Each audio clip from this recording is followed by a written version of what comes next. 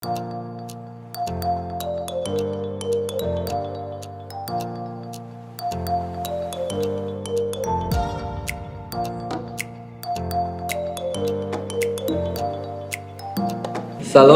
anak-anak, selamat pagi, selamat bertemu dalam kasih Tuhan. Pada pagi ini, satu karunia Tuhan berikan dalam kehidupan kita, sehingga pada pagi ini kita kembali dapat berkumpul untuk mengadakan satu renungan, yaitu renungan pagi. Sebelum kita mulai kegiatan belajar mengajar pada hari ini. Sebelum kita mulai renungan ini, lebih baik kita datang terlebih dahulu kepada Tuhan di dalam doa. Mari kita berdoa. Tuhan Yesus, kembali kami menghampiri tata kasih-Mu Tuhan. Kami mengucap syukur akan campur tangan-Mu di dalam setiap kehidupan kami dari hari ke hari hingga saat ini Tuhan. Kami tahu Tuhan, kesempatan yang Kau berikan pada saat ini adalah satu karunia di dalam setiap pribadi kami Tuhan. Biarlah Roh Kudus-Mu sendiri Tuhan yang mengurapi setiap kehidupan kami dengan urapan kasih-Mu Tuhan, sehingga kami dapat mengerti seluruh apa yang Kau tabur pada saat ini di dalam hati kehidupan kami. Terima kasih ya Bapa. Dalam nama Yesus kami berdoa dan kami mengucap syukur. Haleluya. Amin. Pagi ini judul yang diberikan pada renungan yaitu Berani Tampil Beda. Dan bacaan diambil dari 2 Timotius pasal yang kedua ayat yang ke-14 sampai dengan ayat yang ke-26. Tapi ayat emasnya diambil dari Roma pasal yang ke-12 ayat yang kedua. Bapak akan bacakan ayat emas pada pagi ini. Janganlah kamu menjadi serupa dengan dunia ini, tetapi berubahlah oleh pembaharuan budimu, sehingga kamu dapat membedakan manakah kehendak Allah, apa yang baik, yang berkenan kepada Allah, dan yang sempurna. Jelas pada ayat ini dikatakan bahwa kita harus berbeda dengan apa yang terjadi di dalam dunia ini. Pada ayat ini dikatakan, janganlah kamu menjadi serupa dengan dunia ini. Artinya apa? Bukannya kita berbeda bentuk kita, enggak, tetapi tingkah laku kita, perbuatan kita, dan apapun yang kita lakukan harus berbeda dengan kebiasaan-kebiasaan dunia yang ada pada saat ini. Kalau kita lihat kejadian pada saat ini, banyak sekali anak-anak, terutama kaum muda yang terpengaruh dengan kebiasaan yang ada di dunia ini, walaupun kebiasaan itu seringkali melanggarkan firman Tuhan. Tapi satu kemurahan yang Tuhan berikan pada kita pada pagi ini, Tuhan masih sayang kepada kita, Tuhan masih mengingatkan kepada kita untuk kita mau tampil berbeda dengan kebiasaan dunia yang tidak sesuai dengan kehendak Tuhan. Misalnya kebiasaan apa? Salah satunya yaitu kebiasaan misalnya suka pergi ke tempat-tempat karaoke dan sebagainya. Anak muda senantiasa merasa, kalau nggak ke sana berarti kita bukan anak muda. Atau kebiasaan yang lain misalnya biasa kongko-kongko di coffee shop dan sebagainya, sampai jauh malam, bahkan sampai dini hari. Dan kita merasa sebagai anak muda kalau nggak ikut kita tertinggal dan kita nggak diakui oleh keberadaan kita oleh dunia ini. Tapi firman Tuhan katakan kebiasaan-kebiasaan yang tidak sesuai dengan kehendak Tuhan, biarlah itu kita sampingkan dan kita harus berani tampil beda. Tampil beda di sini adalah segala sesuatu perbuatan kita harus sesuai dengan firman Tuhan. Jadi kita sebagai orang Kristiani, kita harus kokoh, kita harus mempunyai iman, kita harus mempunyai pengakuan bahwa kita tampil beda bukan karena kita lain dengan dunia, tetapi kita tampil beda karena kita ingin menuruti segala kehendak firman Tuhan. Dan kalau kita hidup sesuai dengan firman Tuhan, maka kita akan merasakan campur tangan Tuhan di dalam kehidupan kita.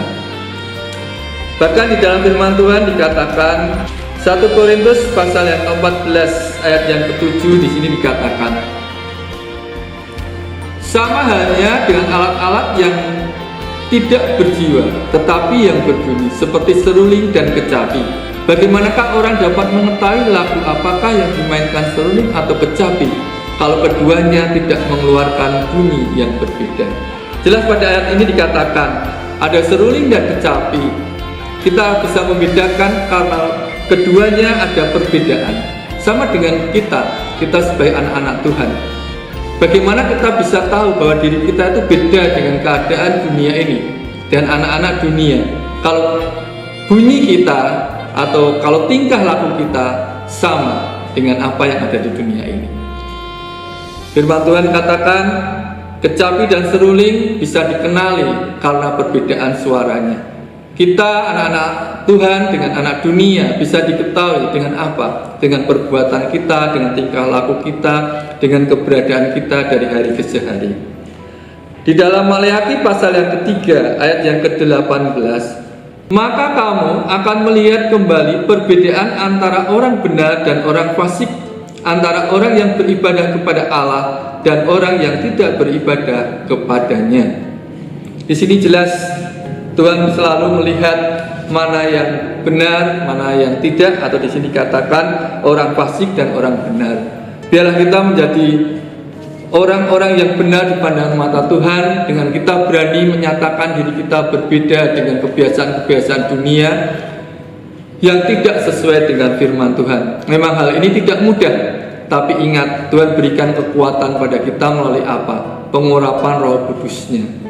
Di dalam pengurapan itu kita mendapatkan satu kekuatan, satu pegangan untuk kita tetap hidup seturut dengan firman Tuhan. Yesaya pasal yang ke-44 ayat yang ke-23 di situ dikatakan demikian. Demikian firman Tuhan. Mereka harus mengajar umatku tentang perbedaan antara yang kudus dengan yang tidak kudus, dan memberitahukan kepada mereka perbedaan antara yang najis dengan yang tahir.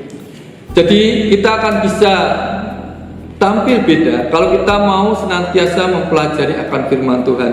Karena di dalam firman Tuhan selalu dikatakan manakah yang baik, yang kudus dan yang tidak kudus, manakah yang tahir dan manakah yang najis di pandangan Tuhan.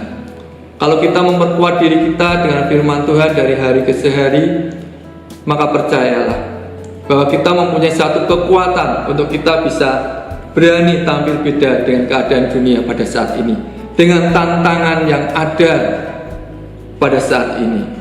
Sebagai ayat penutup, Bapak akan bacakan di dalam Roma